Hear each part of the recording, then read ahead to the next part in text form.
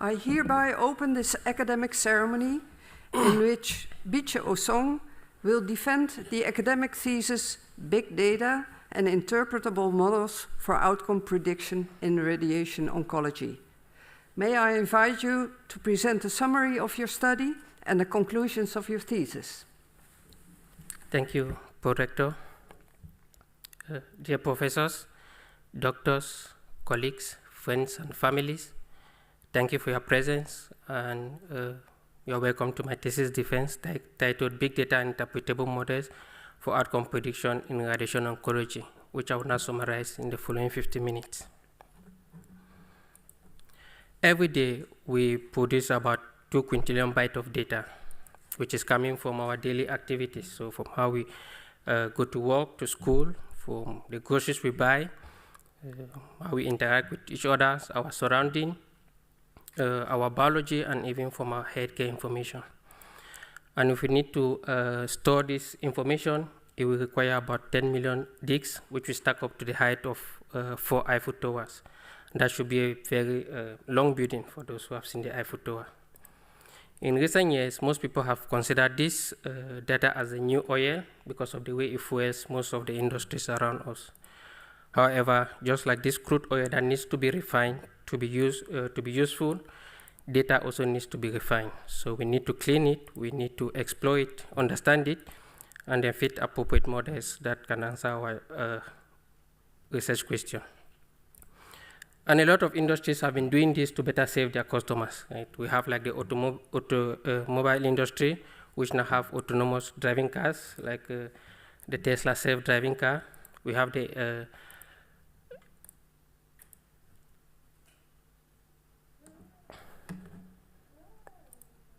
entertainment industries, like the Netflix recommendation system that can give you tailored recommendation of your movies based on your profile.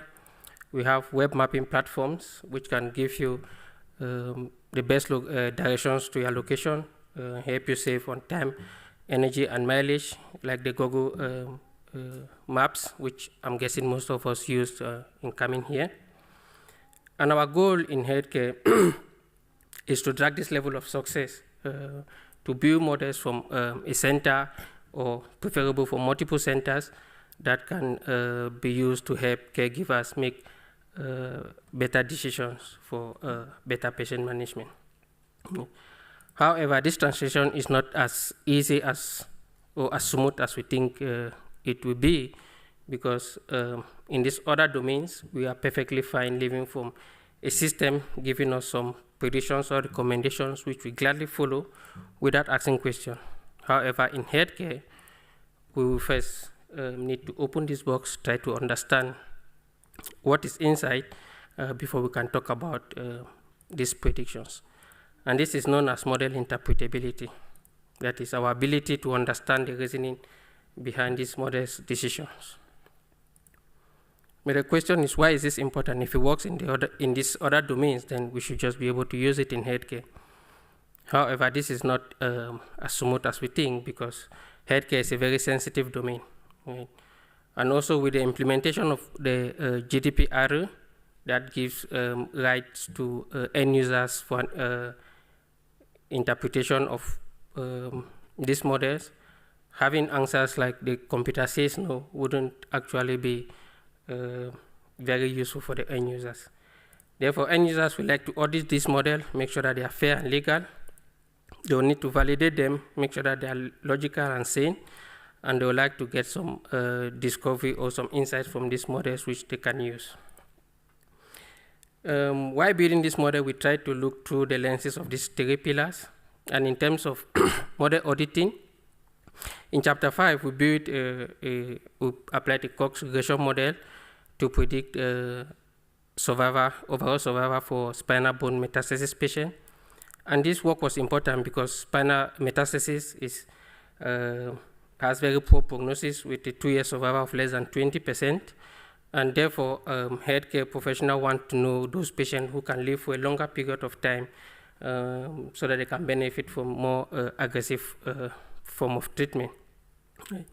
And when we look at this nomogram, the co-regression model, which we translated into a nomogram, we can look at these variables on the y-axis and see that there is no sensitive variable which is actually driving this model, and that gives some comfort in terms of the model fairness to the end users. In terms of giving an explanation to end users, right, the variables, the levels of these variables have been marked to point scales, which shows how important each of the levels are in predicting the outcome. Right? So, for example, a 56-year-old female, we have a point scale of 50, which corresponds to this total point scale on the x-axis. And the more we know for a certain patient in this nomogram, we can add up this to give the total point scale, which will match up to the patient's 1 month survival probability in this case. So, for example, if we know that this patient has spinal cord compression and that this shift the total point scale 17 points to the right, and we do this for all the variables in the nomogram,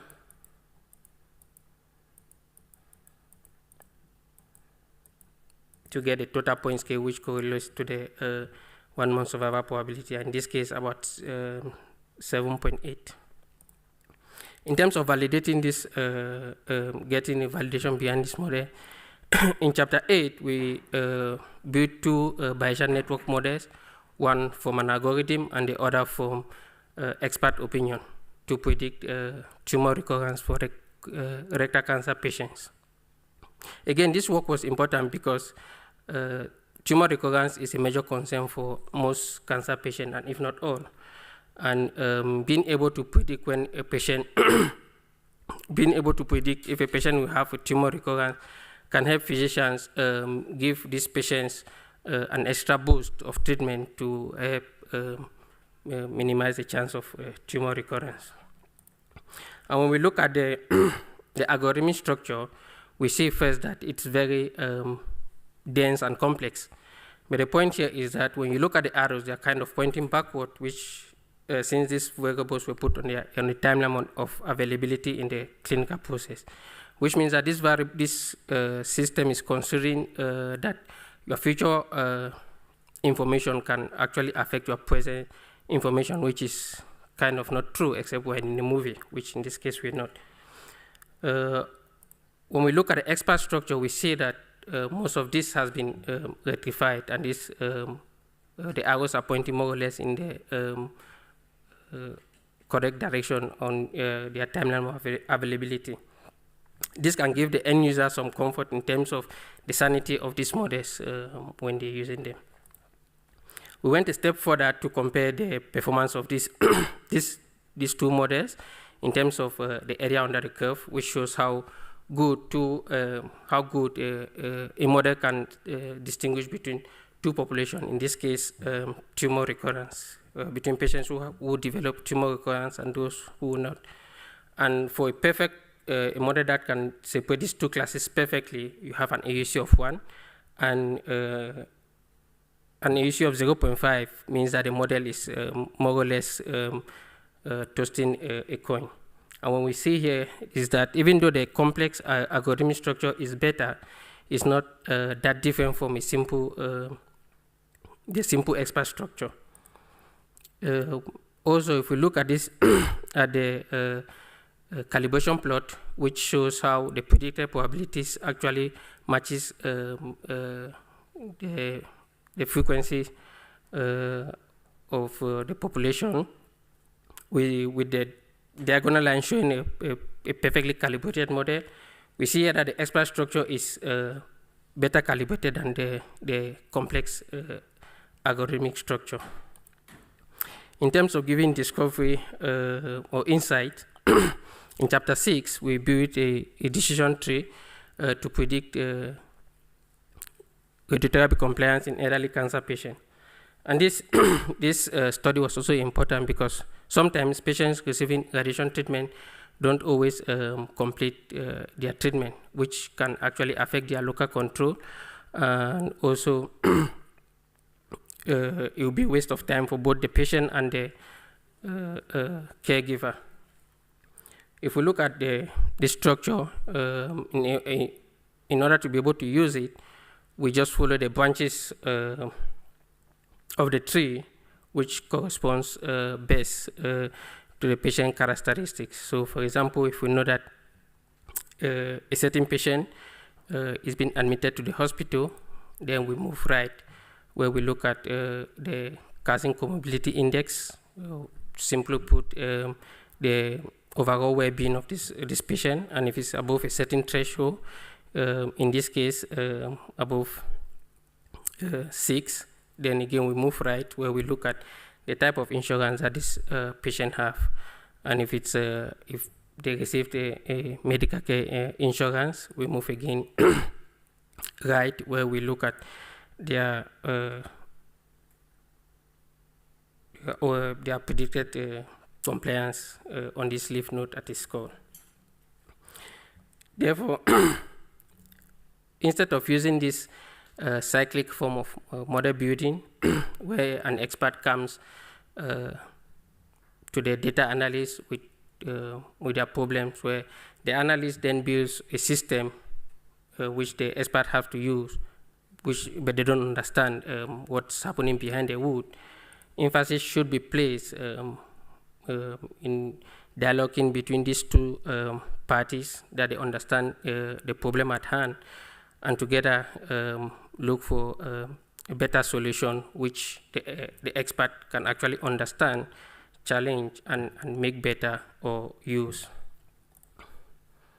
To conclude, big data, data in radiation oncology is in the realm of big data. However, we need a lot of institutional collaboration to actually bring this to maturity. And yes, we can use this healthcare big data in code to build systems that can support caregivers make better decisions for their patients. However, we should know that for us to be this clinically plausible system, we need a lot of domain knowledge, and also that model complexity is not a guarantee for better performance, because simple interpretable models will perform equally likely. However, we need to invest much time to build these explainable or interpretable models. Lastly, clinical models should always be built taking into consideration or looking forward who will benefit or who are going to use, people who are going to use the model. With this, I want to thank you for listening, and would like to give the word back to the prorector. Thank you very much, and thank you for the beautiful presentation.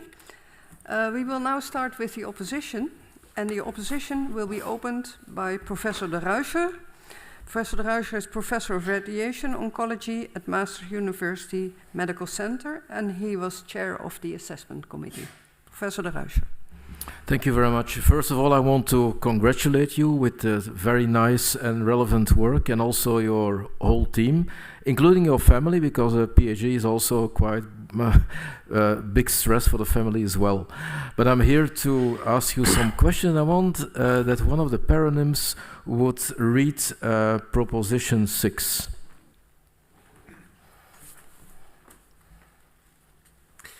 While the individual man is an insoluble puzzle, he becomes a mathematical certainty in the aggregate. You can, for example, never foretell what any man will do, but you can precisely say what an average number will be up to. Individuals vary, but the percentages remain constant. By Conan Doyle. Thank you. Now I'm a little bit puzzled because throughout your thesis you want to make a model which is more or less individualized for me as an end user, so clinician, to be used for an individual patient. And how can you bring this together with Proposition 6? Is this a paradox or is this a contradiction? Thank you, highly esteemed opponent, for the kind words and for the questions. It's true that the goal of this thesis or of most of the models we build in healthcare is to try to make this as personalized as possible. However, we cannot really reach the granularity of personalization in most of these models, because the best we can do is maybe categorize between males and females, or put certain age categories, or between white and black. But if we actually need to go to the fine granularity of individualization, then we need to maybe add things like genomics informations and all these other informations, which we actually make this model again more cumbersome and maybe impossible to use. So the terms of making this model individual as best as we can is that we separate them based on the available data as much as possible. However, at a certain level, they will still be just averaging the means in these populations. And at this moment, including of course the genetics data and RNA sequencing data and so on, how far could you go into defining very small subpopulations which come very close to the individual level? How far do you think you can go with the currently available technology? With the RNA sequencing and or the genomics technique, we can actually separate these patients to a very fine granularity, but like I said before, I'm not sure we can actually be able to build a model that can single-handedly predict an outcome for a patient alone without making any sort of generalizability. Because even at the genetic level, we can still have people which have closely similar genomic sequencing. Okay, but similar genomic sequencing, of course, even a so-called identical twin doesn't have the same genes. And I'm even not talking about the rest. So again, how far could you go, do you think? Can we go down to 10 patients or 5 patients? And then could you try to reach out how big or your AUC could be then? Thank you for the question, my extreme opponent. I think it would be difficult to say to give a certain number on how low we can go, because I think that is very difficult. I think the best we can do is try to narrow this as much as we can, given the available data which we have. Yeah, indeed. And for me, when I read your thesis, most of the time you have AUCs of, let's say, 0.6 to 0.7, except for locally advanced rectal cancer. There you reach 0.9 or 0.8, something a little bit better than that. Whether it's based on expert opinion or based on your models. And I was wondering, why didn't you take always into account the available data, and you say that also in your answer. But what would be your vision for the future? Because if you still stick to the available data, and people have written this down in the electronic medical file, for instance, there's a reason for that, because they assume that it's important. Isn't this a little bit like a circular argument? That you will always find the same parameters, and you may actually combine this better in a more quantitative way, and maybe we as clinicians can use this better, but still we are running in the same circle, basically. Or don't you agree with me? Thank you for the question, opponent. I do agree that in some way we always collect similar data, but I think when we move from one institution to the other, the amount and the kind of data we collect changes a little bit. And even in the same institution, right, we can have some departments working with genomics, others working with clinical data, others working with just imaging. And sometimes we tend to work in silos where you see a certain department which is working only on clinical data, try to fit a survival model using just these clinical variables, and the next department which is using just images, fitting or predicting with just a survival model. And very rarely do we come together to work and combine this data. So the availability, which I'm saying, is giving the project at hand the available data which we have to build this model is what we're using. Thank you very much. I give the word back to the prorector. Thank you very much. Then the opposition will be continued by Professor Ter Haert, who is present online. Welcome. We're glad you could be here. Professor Ter Haert is Professor of Radiation Oncology at University Medical Center Utrecht. Floor is yours. Yes.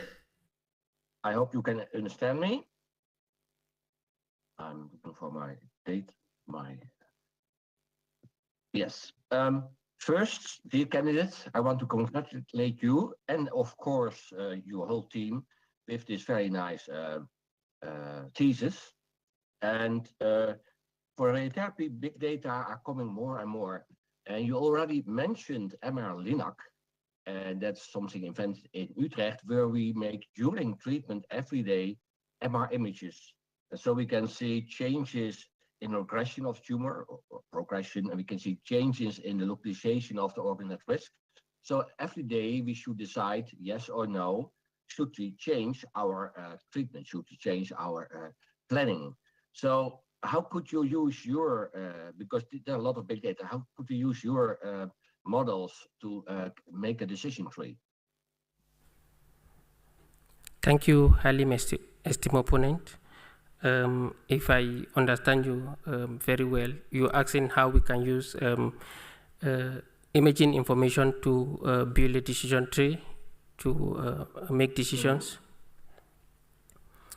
Yeah, because we are now generating a lot of data in momentum, and those data, they will, we have to make a kind of a decision tree. When should we, yes or no, decide to change our treatment and make a new planning, and then radiate tortures, or we can proceed with our, where we started. Thank you, Halim, esteemed opponent. So with imaging data, there are techniques like extracting this pixel information from these images, which is called radiomics, and then we sometimes can correlate that to a certain outcome. Also, there are techniques like the deep learning method that can look at the whole images and kind of classify them if maybe they are defected, or maybe the patient will have a certain outcome of interest. So those are the standard methods which are being used for imaging. I guess we can maybe go a step further, where we can correlate this information that we get from this technique, and then we can build a decision tree from that. So, for example, if we know that there's a certain pixel grade level threshold for a certain images, then we can put it in one branch of the tree, and if it's below that, we can go the other branch of the tree. But from the best of my knowledge, as of now, I've not seen any methods where they use a decision tree to classify images. How many patients do you think you need to make a decision tree?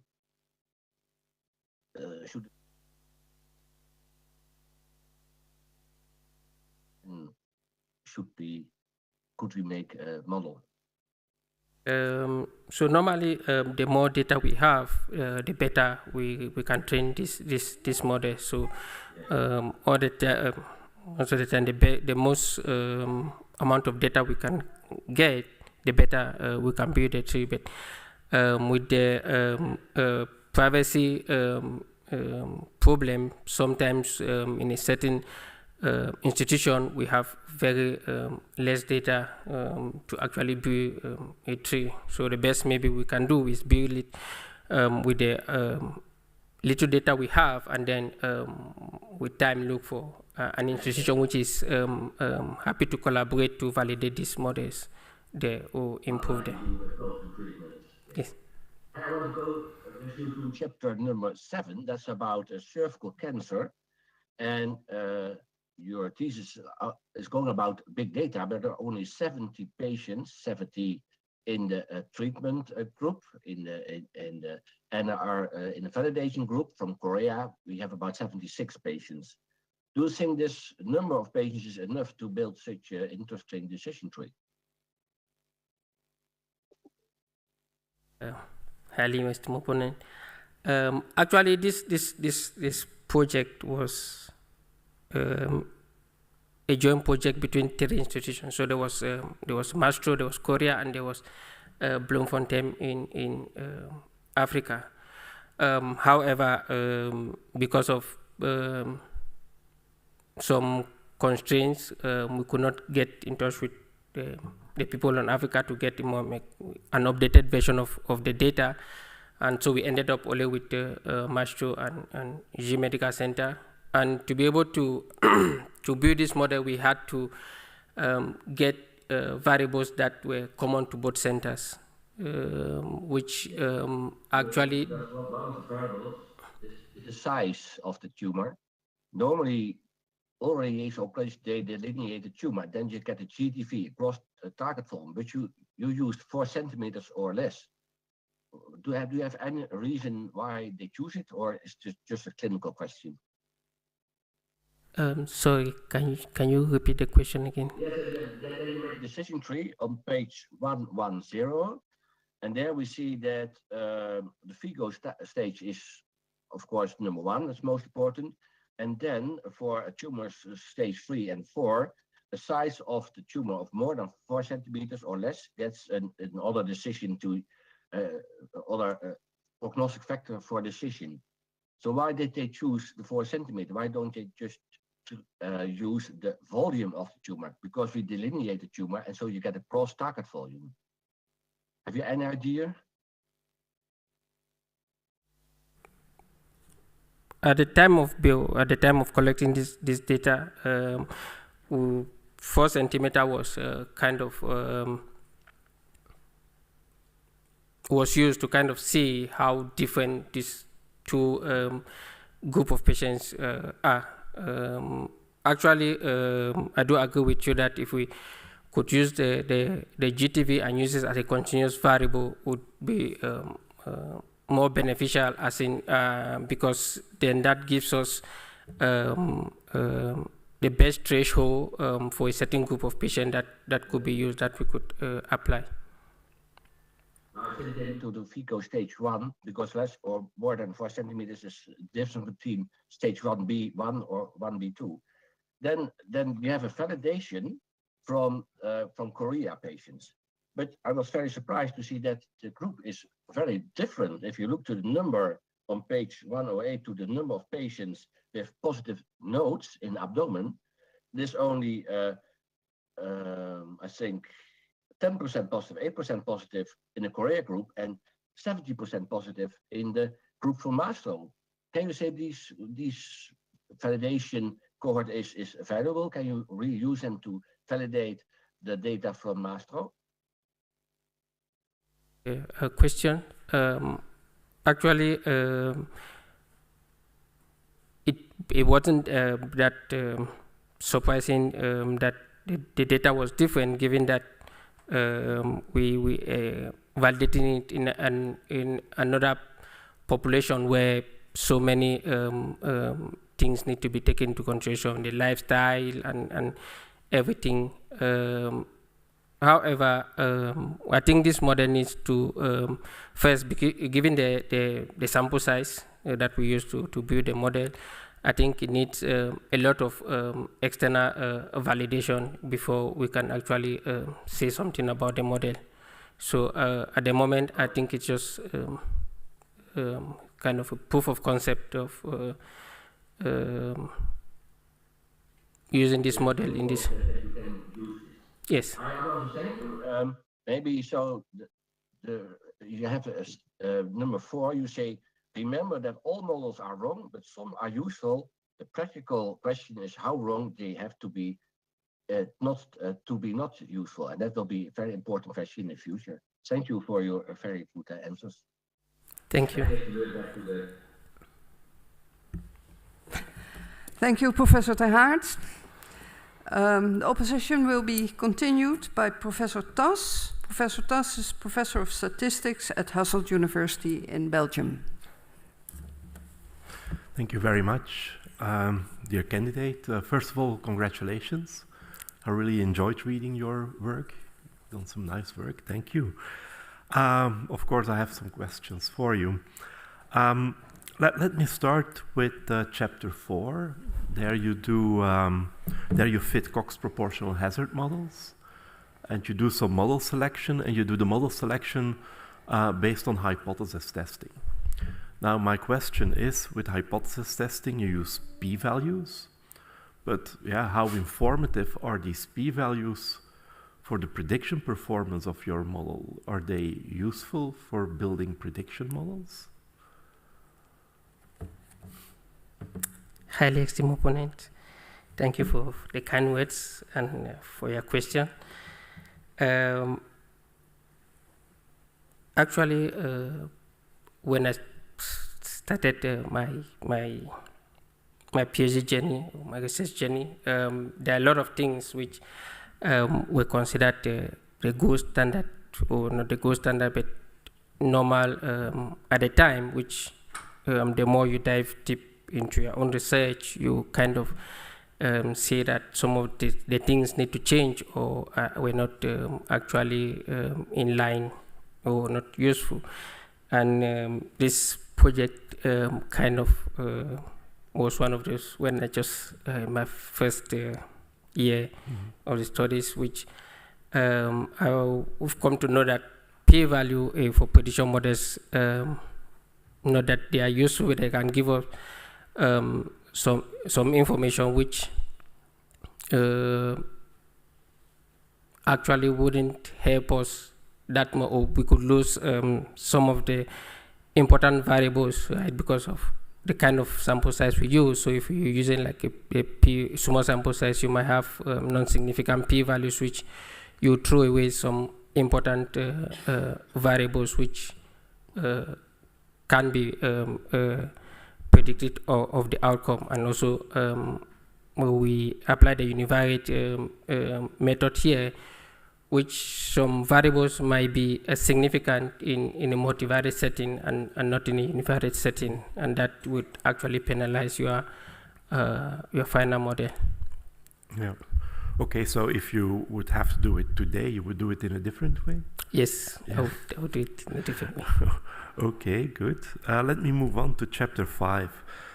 There you use the lasso, which is a penalization method for parameter estimation. And so, well, one of the advantages is that it's based on the bias variance trade-off. So you introduce some bias by the penalization, and that may come with reduction in the variance so that you get better prediction performances.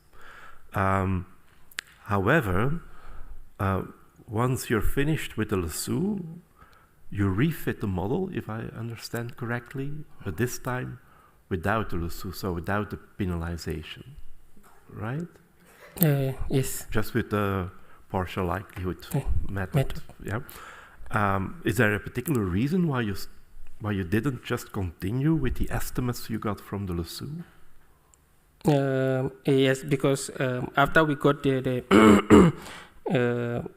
most important variables from the lasso method, we noticed that gender wasn't one of those variables.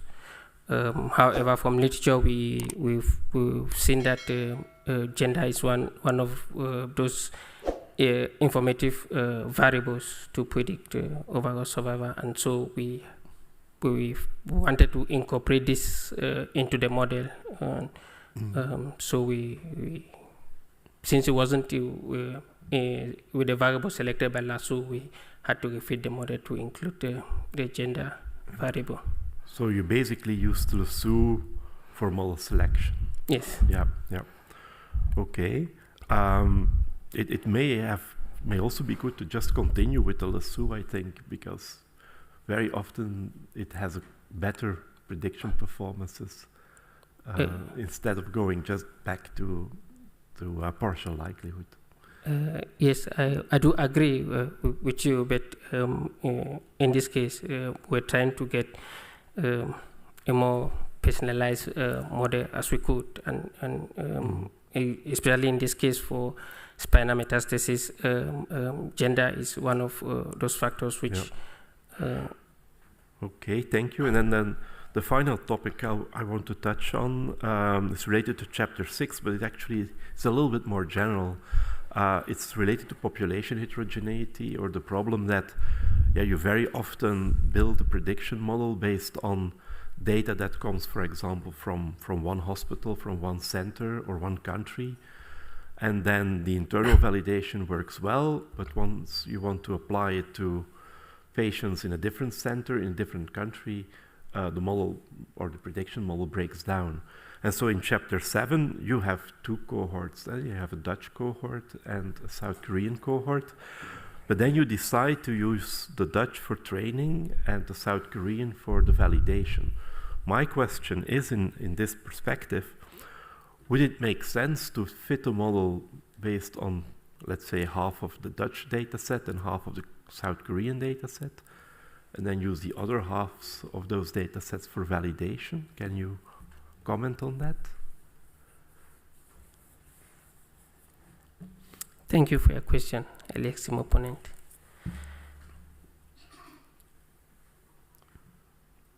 I think if we can include some variability in the model as much as possible, it's better for the model to be able to learn, to be able to generalize in other populations.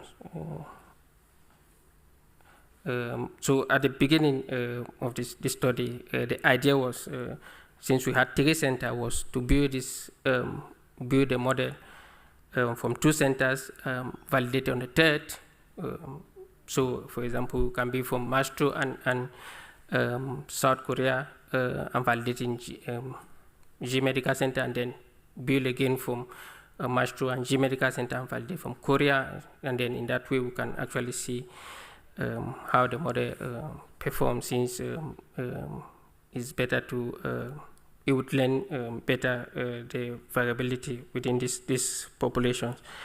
In that sense, I think doing that, building the model on half of the population and validating on the other one would make sense in a setting where we really have much observational data to actually mix this population where the model can actually learn very well. But in this case, where we have very few population, I think if we do that way, then the model might actually fail to generalize very well, since you wouldn't learn that much. Okay, thank you. I have no further questions. I give the word back to the prorector. Thank you. Thank you very much, Professor Tas. The opposition will be continued by Dr. Dijst. Dr. Dijst is data scientist at ASML in Veldhoven. Thank you for being here. The floor is yours. My pleasure. Thank you very much. Well, firstly, dear candidate, I would like to congratulate you, your team, and your family for this excellent piece of work. It's a tome of prediction modeling, so my congratulations. Thank you. I will turn to chapter 4 for the first question. In this chapter, you investigate the neutrophil to lymphocyte ratio, and specifically, the innovation in this chapter is that you investigate the change of this ratio before and after radiotherapy, and how this affects survival. My question is regarding the practical value of this parameter that you introduce in study.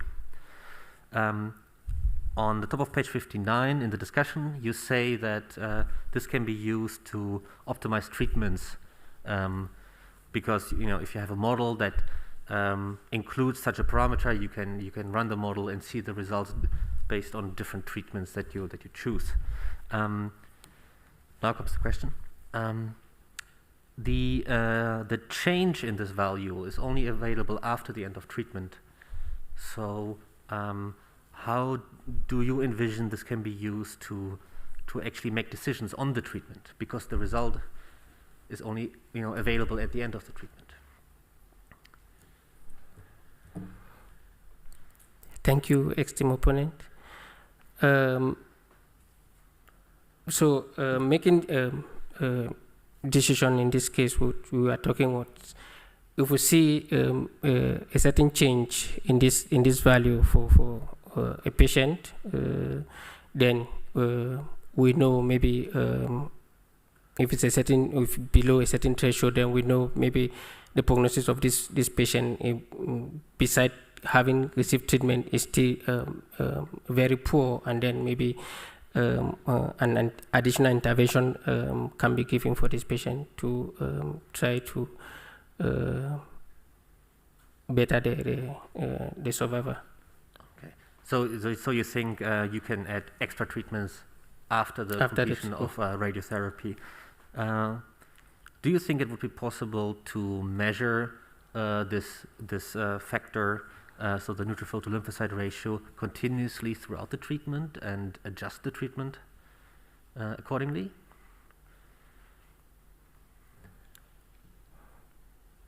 Thank you, esteemed opponent. I think the more information and follow-up we can get for a patient, getting the prompts information can help the caregivers better evaluate the condition of the patient and make timely interventions within the course of the treatment. So in that case, yes, I do think if we can actually get this information within the course of treatment, it would help caregivers make better decisions for the patient. Well, thank you very much. The next question will be also on chapter 4. And now when looking at the different variables that you investigate in your model, you chose to categorize those variables. So for example, you chose age groups. And you show them, for example, on table 4.1 on page 53. You conclude that the variables age, FIGO, and this delta NLR are significant for overall survival. How did you choose those categories? Did they come from your data, or did they come from literature?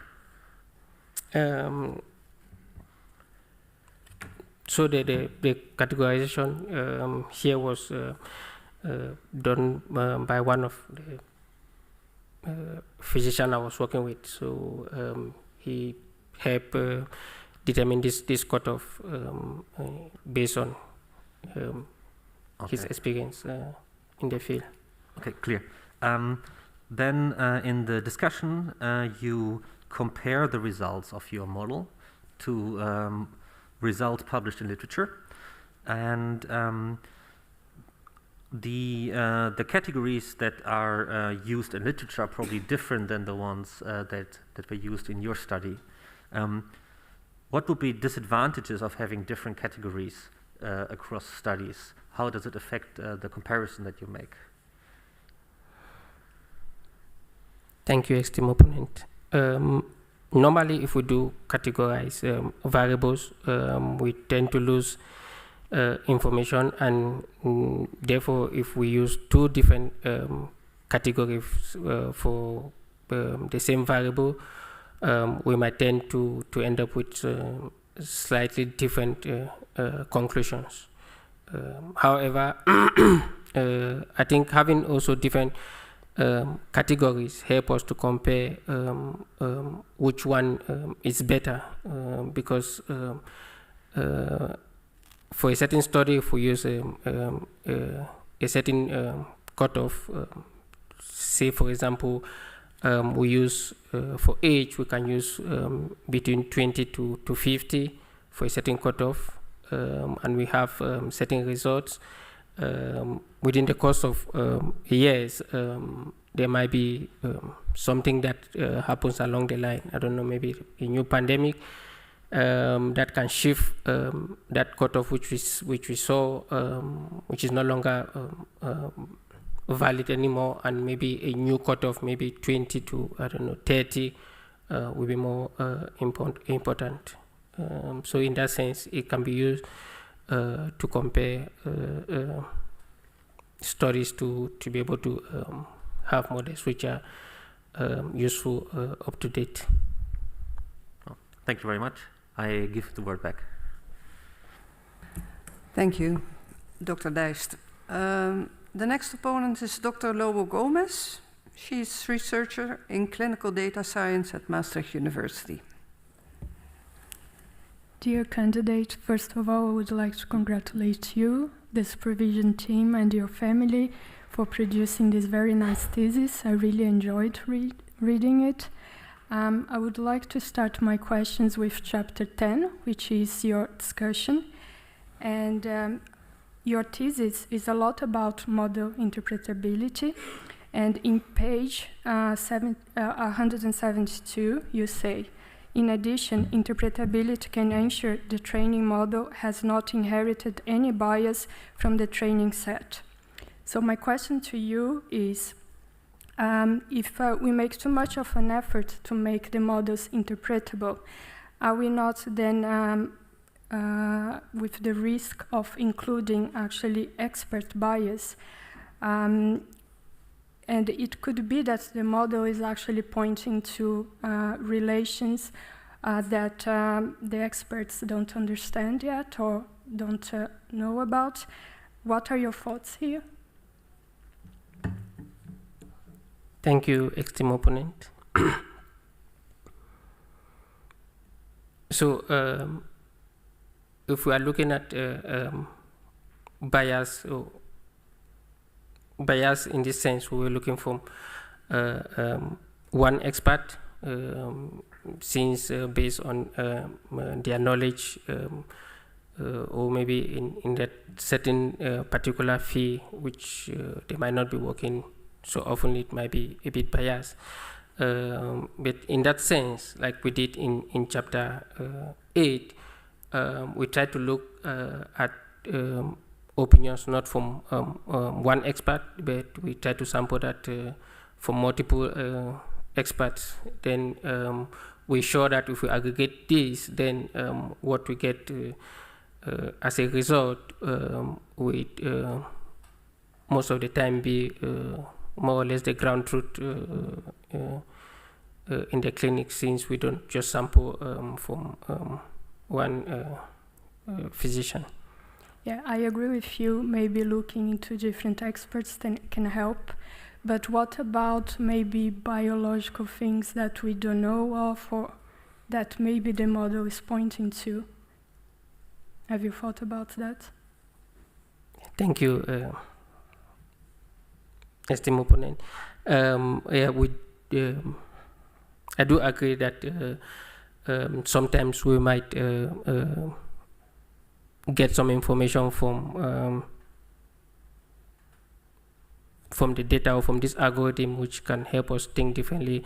Like in chapter 9, what we did in building the network was get opinions from experts and then try to correlate this with or update this with what the data says. And if we saw maybe something which is very different, then that can give us maybe a lead to actually do some extra studies on why the model is seeing this and how clinically relevant this is, and help us to generate more hypotheses. Thank you. Yeah, good answer. Then throughout your thesis, you mentioned a lot that federated learning can be used to increase data sets and also include other variables that can be socioeconomic, etc.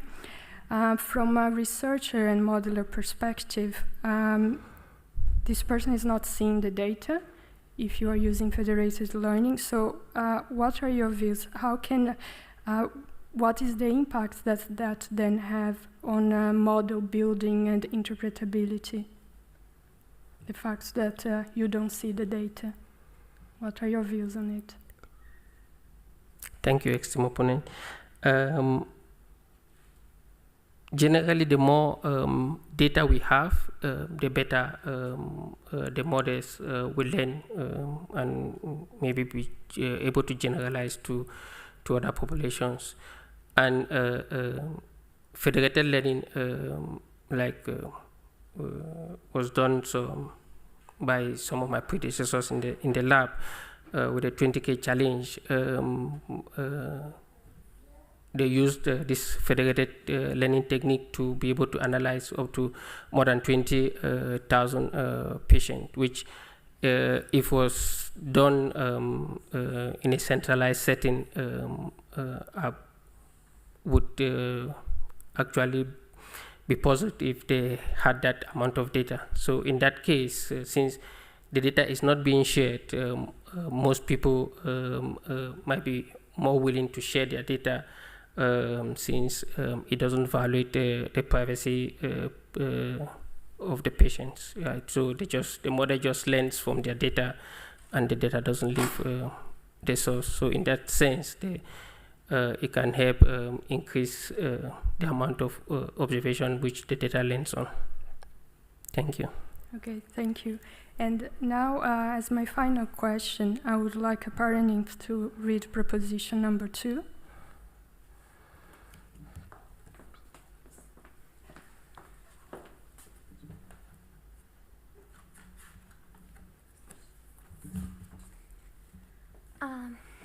Big data is the new oil.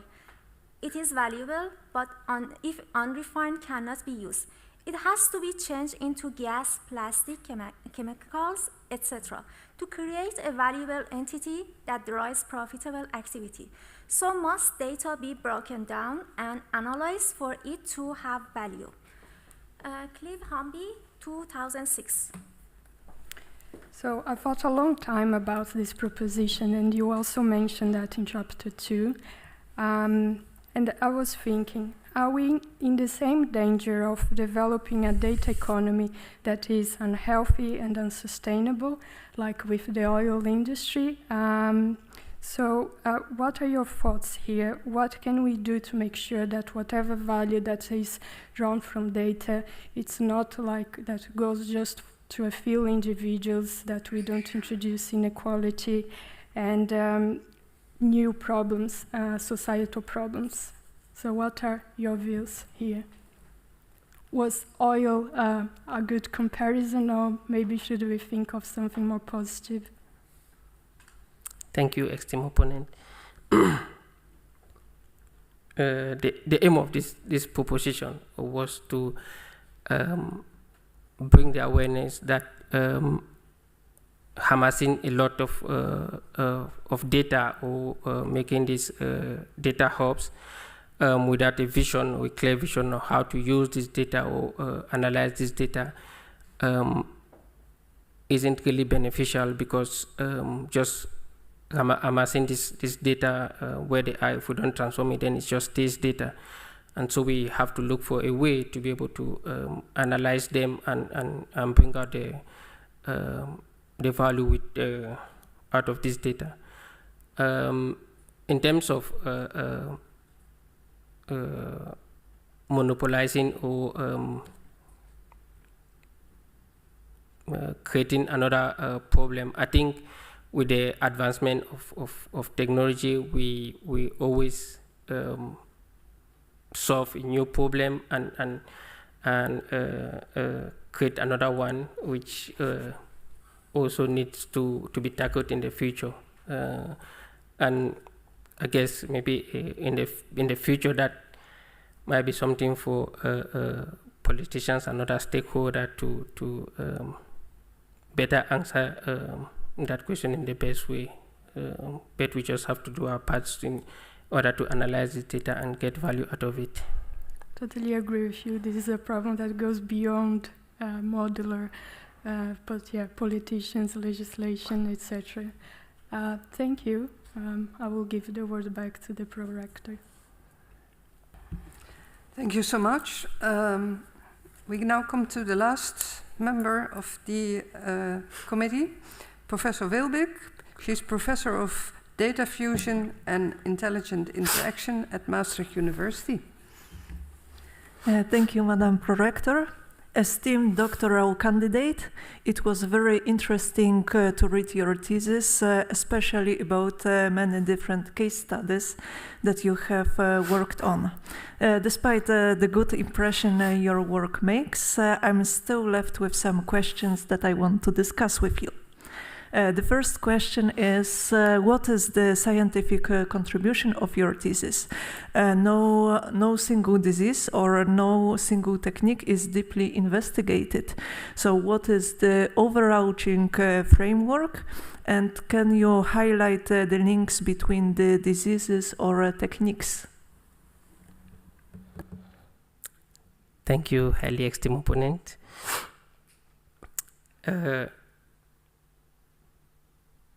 So the problems which we try to tackle in this thesis are more in in the clinical setting. So in the sense that, so for example, we make models that can help physicians make better decisions for their patients, and we trying to use the available machine learning techniques to do that, because our goal here was more focused on trying to help the physicians make better decisions instead of trying to get or create new techniques to be able to analyze this data. Okay, so in this case, have you tested the acceptance of those models with the technicians? So with the medical people, with the physicians, whether those techniques are really helpful? Yeah, so we try to use methods which are understood by these physicians. So for example, in chapter 4 and 5, we try to fit regression models which are very much understood by these physicians, and in some cases, like in chapter 5, we translated that to a nomogram to give them better understanding or ease of use for this model. Also, in places which were possible, we try to have a web link to kind of get more criticisms about the models and more inputs to help us better these models. And I think the models which we fitted are those models which clinicians actually do like and we like to use them in practice if they're well validated. Okay, thank you. Now my next question. In some case studies that you investigated, the number of patients is very small. Let's say in chapter 4 it's less than, and chapter 7 it's less than 150 patients. Can we really talk about big data in this context? Highly esteemed opponent. I think having a sample size of less than 100 doesn't really have much weight to be quantified as big data. However, these are limitations of modeling in healthcare because most of the times for a certain particular disease, we have in one institution we have very limited amount of patients which we can use to build this model, and if we have to wait to maybe collect more data to build a more robust model, that's going to take time, and the span of a PhD student is just 4 years, which for my predecessors, some of them had to finish their thesis without having the data to build a model. Okay, thank you. And my next question, probably the last, is about is the following: machine learning and statistics is based on correlations. As we all know, correlations are different than causations. So, for instance, there is a strong correlation between number of movies that Nicolas Cage was playing in every year and the number of drownings in the US. Obviously, if we forbid Nicolas Cage to perform in any movies, we are not solving the problem of drownings. Well, it would be easy solution. So, therefore, the question is how significant are the patterns that you have found in your models? Thank you, Ali Extremoponen, for the question. I think causality, able to define causality is one of the major problem in healthcare, because I think it's very difficult to clearly define causality.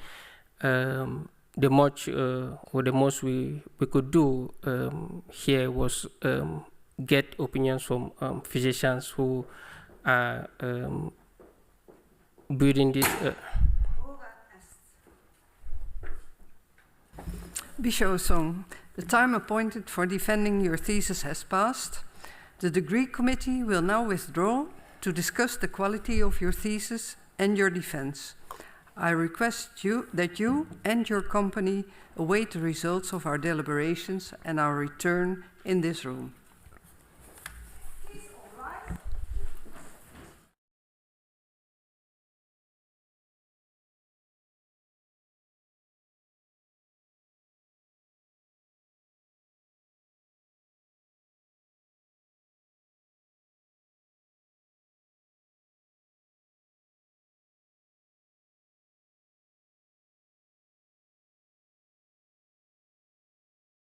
The PhD defense has now ended. The degree committee will debate the candidate's performance behind closed doors. This process usually takes about 10 minutes.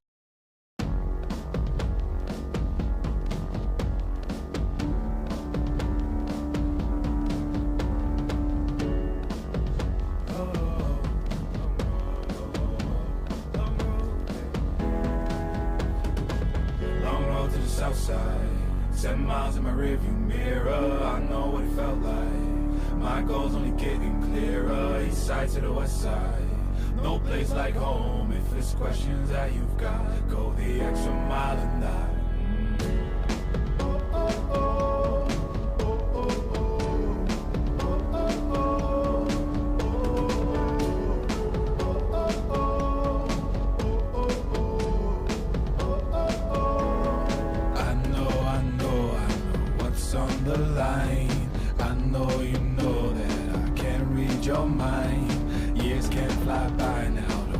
All your time, 'cause I'll go the extra mile. Long road to the south side, 7 miles in my rearview mirror, I know what it felt like. My goals only getting clearer, east side to the west side. No place like home, if it's questions that you've got, go the extra mile and die. On the dash, got my laces tied. Long road, I don't waste no time. Break rules because fate decides. With the team and we chase the light. I make a move, fall down, shake it off. I hate to lose, bad branch, break it off. No room for negativity, praise and love. Prepare for deep part cause we're taking off. Take the mileage, traveling so far from home. Gathering knowledge, other connections. I put the time in to get everything I ever hoped for. It's a challenge and we all in. It's a better future that we go for. And even though these nights seem long, I know that I am never on my own. Know you've won the battle once you've grown.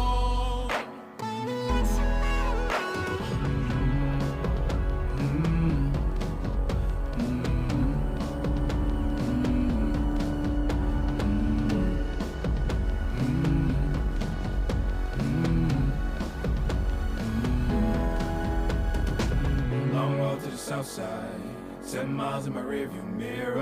I know what it felt like. My goals only getting clearer. East side to the west side. No place like home. If it's questions that you've got, go the extra mile and not. Long road to the south side. 10 miles in my rearview mirror. I know what it felt like. My goals only getting clearer. East side to the west side. No place like home. If it's questions that you've got, go the extra mile and not.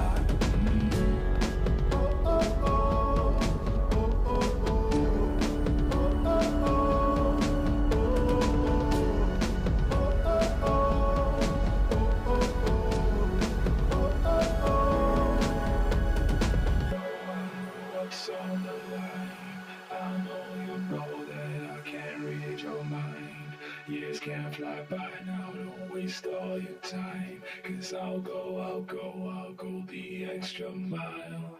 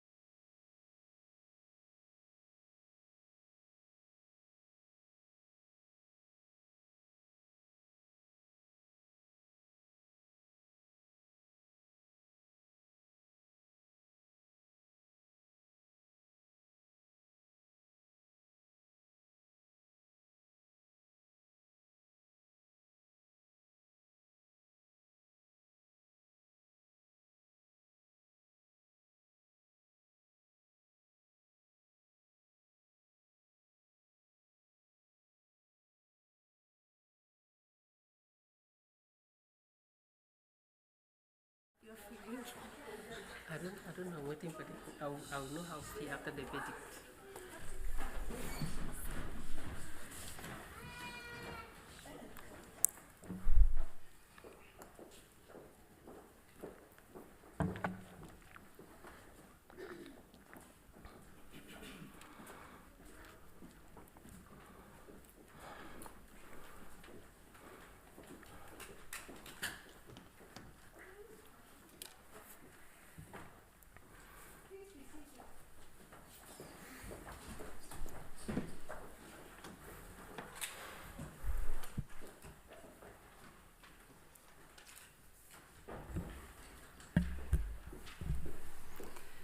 Biche Osong, the degree committee here present has assessed the quality of your thesis and your defense.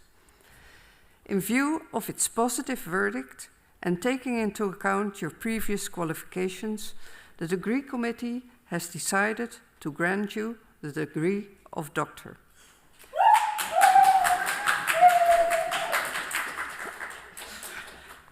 Professor Dekker is authorized to confer upon you this academic distinction in accordance with Dutch university custom. I invite your supervisor to now take the floor. Please, all right.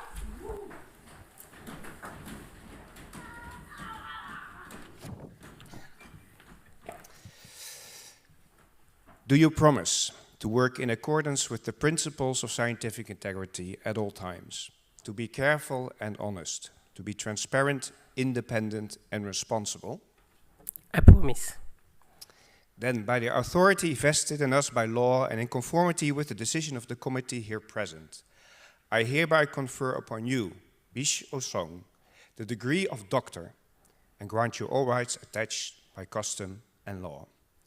As evidence of this, I will now present you with a degree certificate signed by the rector, the secretary and the other members of the committee and affixed with the official seal of our university.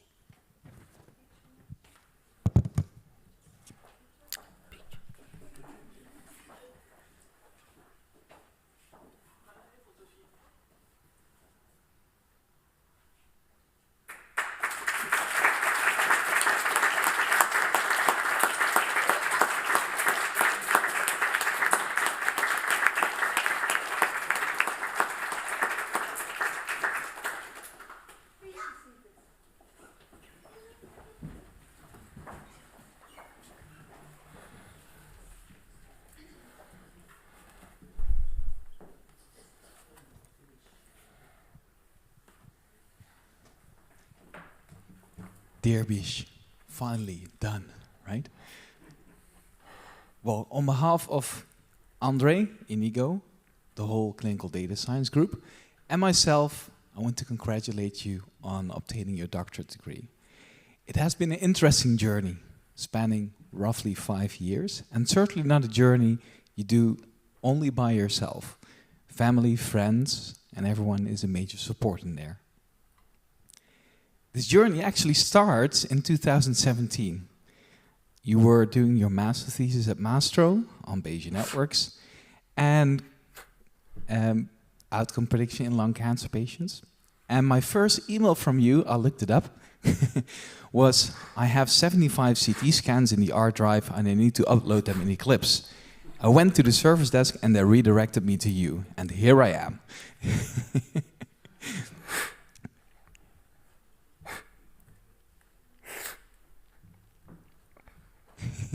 The second, yes, definitely.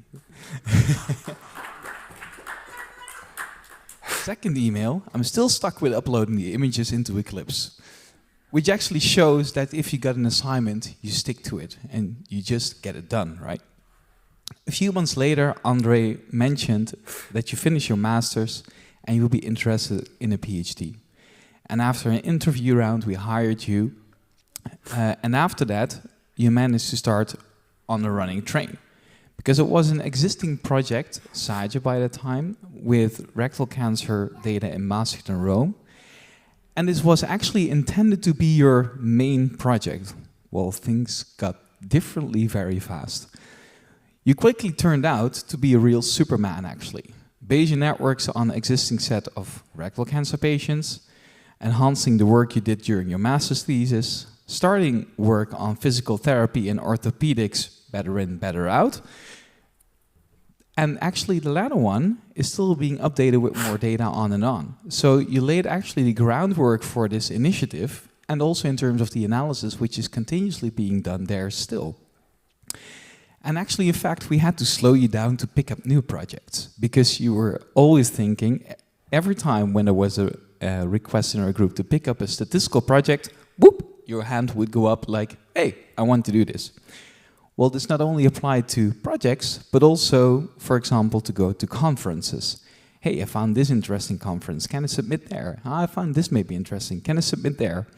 Which was actually turning out very well, because you also won several conference prizes on that, or ended up in those conference proceedings in terms of Young Investigator Awards, among others. Furthermore, you also showed dedication to stick to a project. Although the data was not always available, or data was available but not in a format or form that we wanted or could use, but in the end you managed, in many cases, to get something from it, and to get something from it where clinicians actually were involved and really liked it to use it.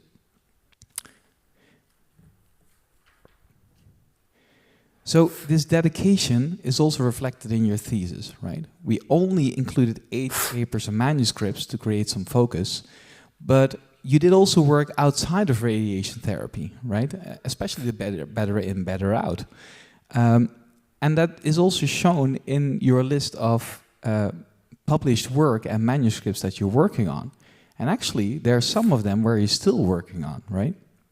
And which shows also the dedication to the work that you've been conducting. So, next to your own work, you also wanted to help others, not only personally, but also work-related. You have supervised master students where data was there, but then not there again, and maybe they were there, but then in a wrong format or something.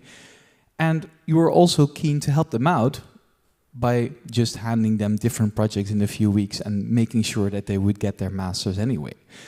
And also doctors from different continents. Think about the South Korean data sets and articles you have in your data set, which is actually an achievement to be proud of. Start a new collaboration with different cultures, with different ways about doing research, with a clinician who wants to learn what machine learning is without that much programming experience. If you count it all up, it's an achievement that you've shown that you can do it and actually can get these people to understand what we're actually doing in this field. And that also shows that you're not only doing one-offs, but actually building up collaborations, not only in Europe and not only what we are saying to you, but also projects you want to conduct yourselves and start yourselves. But we also came to learn you as a person. We know you're a fan of Real Madrid, right? Which is sometimes also on your second monitor when you're in the office wearing a beanie and your headphones on, which was actually a very good signature to find you in the office. Look for the person with the beanie and the headphones on. And if you go to him, he definitely smiles, right? So that's definitely there. But you also were full of surprises. One of them is making sure that the plants are watered in the department, because, yeah, we would forget as being geeks, and we need a prediction model for that, actually. But the other one is that you became a parent, because with your first son, well, it was not a surprise you became a parent, but you kept it as a surprise for us. Only a few days before the due date, you informed us, and we had to inform you that there were maybe rules that you could take some paternity leave and all these different options. Otherwise, you would have been a few days later just at the office and just continue your work. So, yeah, some things we learned along the way about you, but also about ourselves. But also we know that your oldest son, not going to say the name because it's also recorded, but your oldest son definitely has superpowers like his parent.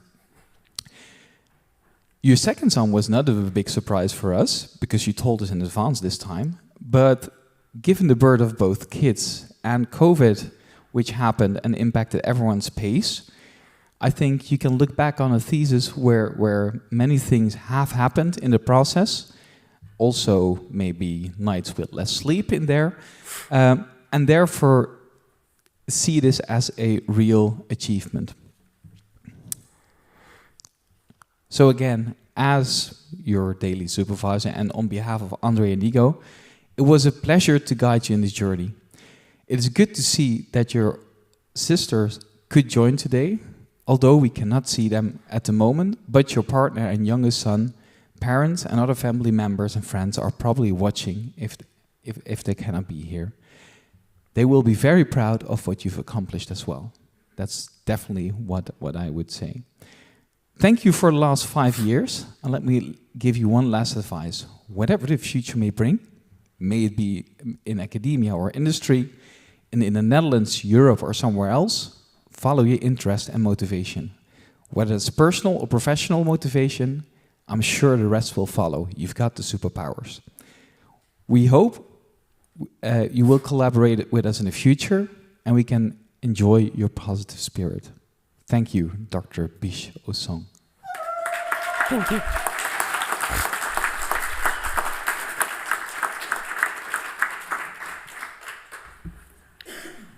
Dear Dr. Osong, also on behalf of Maastricht University, I congratulate you with the degree you have acquired. I can tell you that the committee here present was happy with the way you defended your thesis, and I hope you are happy as well about the defense, that you also have the feeling that everything has been going well. Yes. Yeah, I hope so. Of course, I'd like to also congratulate your family, and it's really, I was very impressed by the kids that have been so quiet for an hour. So I think it's start time to celebrate now and give them a little bit of movement. I also like to congratulate your supervising team, of course, and I'd like to thank all the members of the Corona here present and Professor Ter Haart, who is online. Thank you for your commitment to this PhD ceremony. It's always a lot of work for everyone, but we really appreciate your contribution to the ceremony. And with that, we come to the end of this PhD ceremony, and I close this session.